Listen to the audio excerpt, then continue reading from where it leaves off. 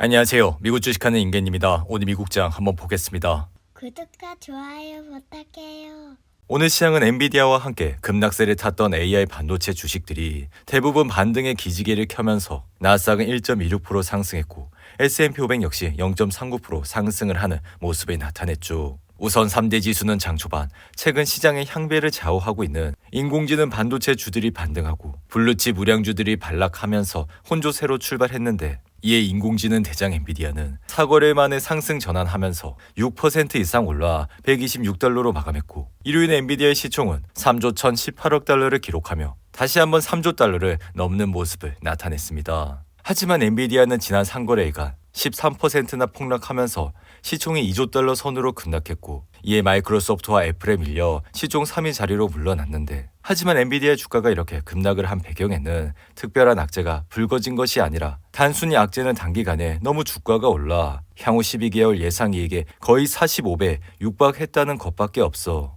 이 같은 수준은 지난 5년 평균에 비해 다소 높은 수준이었다 할 수 있죠. 여기에 더해 엔비디아는 지난 1년간 200% 가까이 주가가 오른 상태라, 그래서 일부에선 2000년 닷컴 버블 때 대장주인 시스코와 인텔과 비교했었고, 시스코는 2000년 3월 마이크로소프트를 누르고 시총 1위에 오른 뒤 거품 붕괴가 시작되는 모습을 보여줬죠. 하지만 지금은 AI가 시장 기회 규모 측면에서 인터넷과 클라우드 컴퓨팅을 합친 것과 같아 변화의 속도와 시장의 규모도 달라 이에 가장 가치 있는 기업이 된 시점도 굉장히 다르다 할 수 있습니다. 이에 개인적인 생각은 시장이 관심을 두는 모든 기준으로 볼 때 엔비디아는 1990년대 후반 시스코보다 훨씬 더 나은 회사라 생각이 들며, 이 같은 이유는 엔비디아는 우수한 마진과 더 나은 자산 회전율 그리고 더 높은 자본 수익률을 누리고 있어 닷컴 버블이 최고조에 달했을 때 시스코보다 비즈니스가 확실히 더 좋은 상황이라 할 수 있죠. 이로 인해 지금 시장은 AI에 대한 시장의 기대는 높지만 기술 기업들이 이런 높은 이익 기대치를 달성하고 뛰어넘으면서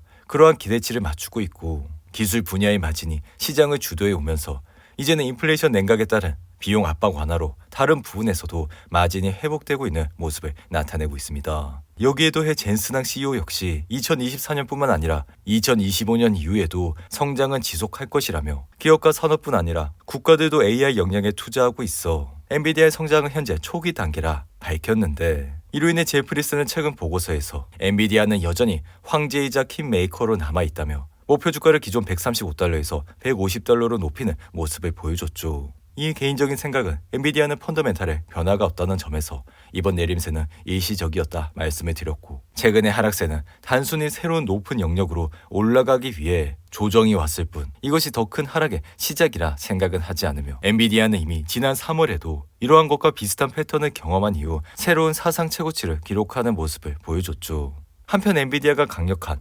펀더멘탈을 유지하고 있는지는 내일 새벽 장 마감 뒤 나오는 마이크론의 실적을 보면 알 수 있는데, 이로 인해 마이크론은 내일 새벽 엔비디아에 납품하는 고대역폭 메모리 HBM 수요에 대해 자세히 밝힐 것이라 예상이 되며, 개인적인 생각은 이번 실적 발표에서 HBM의 매출과 디램 가격 상승으로 마이크론의 주당 순이익은 시장의 예상치를 상회할 것이라 예상이 되며, 매출 역시 시장의 예상치는 66억 4천만 달러지만 이건 역시 시장의 예상치를 웃돌 것이라 생각이 듭니다. 이로 인해 마이크론 역시 이날 1.52% 상승해 20일 이동평균선을 찍자마자 반등을 하기 시작했고, 마이크론 역시 엔비디아와 마찬가지로 6월 18일 153달러라는 사상 최고치를 기록한 이후 3일 연속 하락세를 보이며 주가는 139달러까지 내려오는 모습을 나타냈죠. 하지만 마이크론의 주가는 올해 초 82달러로 시작한 이후 지속적인 상승세를 거치면서 현재 주가까지 올라와 올해만 약 200% 가까이 상승을 했다 할 수 있는데, 한편 지금 시장은 연준 인사들이 비둘기파적 발언을 내놓으며 금리 인하 기대감을 고무시켰지만, 연준의 대표적 매파인 미셸 보먼 이사는 현재 연준은 금리를 내리기에 적절한 수준에 와 있지 않다며 인플레이션 개선이 멈추거나 향방이 바뀔 경우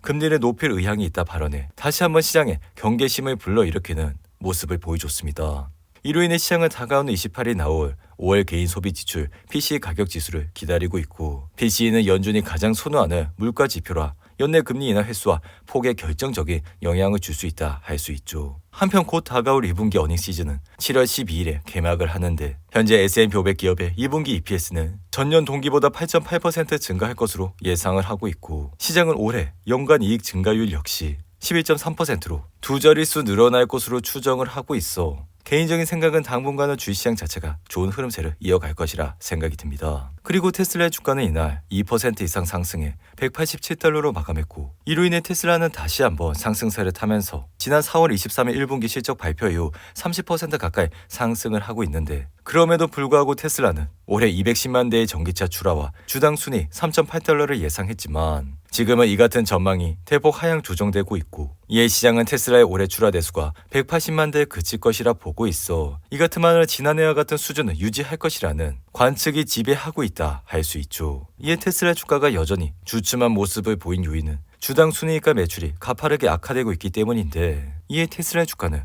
올해 나스닥이 20% 가까이 성장하는 동안 주가는 사상 최고치에서 60% 가까이 떨어졌기 때문에 여전히 주가를 상승시킬 만한 소재는 부족하다 할 수 있으며, 이에 테슬라의 주가가 많이 내려왔다 생각은 하지만 다가오는 7월 2분기 실적을 꼭 확인을 하시고 투자를 해도 늦지 않다 생각이 듭니다. 이어 시가총액 2위 애플의 주가는 이날 0.45% 상승해 209달러로 마감했고, 애플은 전날 AI 시스템에 메타의 생성형 AI를 통합하는 방안에 대해 논의 중이라 밝혔지만, 이날은 AI 관련 파트너십에 대해 논의하고 있지 않고 지난 3월 간단한 대화를 나눴을 뿐이라고 전하는 모습을 보여줬죠. 이에 개인적인 생각은 애플이 메타와 파트너십 논의를 진행하지 않기로 결정한 데는 메타가 개인정보 보호를 철저히 하지 않고 있고, 또한 양사는 그간 앙숙의 관계였다는 점이 이번 파트너십 결렬에서 결정적인 요소가 됐다 생각이 드는데, 그럼에도 불구하고 애플의 주가는 신고가를 달성한 이후 여전히 좋은 모습을 나타내고 있고, 이로 인해 애플은 지난 1년간 190달러에서 170달러 사이에서 박스권을 형성했지만, 이러한 박스권을 최근 돌파하면서 여전히 좋은 흐름세를 이어갈 것이라 생각이 듭니다. 이어 시가총액 1위 마이크로소프트는 이날 0.73% 상승해 450달러로 마감하면서 다시 한번 사상 최고치를 기록했고, 비록 마이크로소프트는 이날 유럽연합이 반독점 관련하여 마이크로소프트 제재에 착수했다는 내용이 나왔지만 주가는 다시 한번 상승을 하는 모습을 나타냈죠. 이에 개인적인 생각은 마소의 주당 순이익은 여전히 높아져 가고 있고, 매출 역시 20% 가까이 성장을 하고 있는 데다 여기에 더해 기술적 관점에서도 지난 3월 19일 상단의 폭과 4월 30일 하단의 폭이 점점 줄어드는 모습을 보여주고 있어 이러한 패턴은 전형적인 상승의 패턴을 나타내고 있다 할 수 있습니다. 한편 가상화폐 대장 비트코인은 마운트 고스가 보유한 14만 개의 비트코인이 시장에 대거 나올 것이란 예상에 한대 6만 달러 아래까지 내려갔지만 현재는 6만 1000달러에서 흐름을 이어가고 있고, 이에 마운트 kok스는 2010년 설립 당시 비트코인 점유율 70%를 차지했던 세계 최대 거래소였지만 해킹 사건으로 2014년 파산했고, 이후 보유 지갑에서 비트코인 20만 개가 발견됐다 밝히면서 상황이 달라지는 모습을 보여주고 있죠.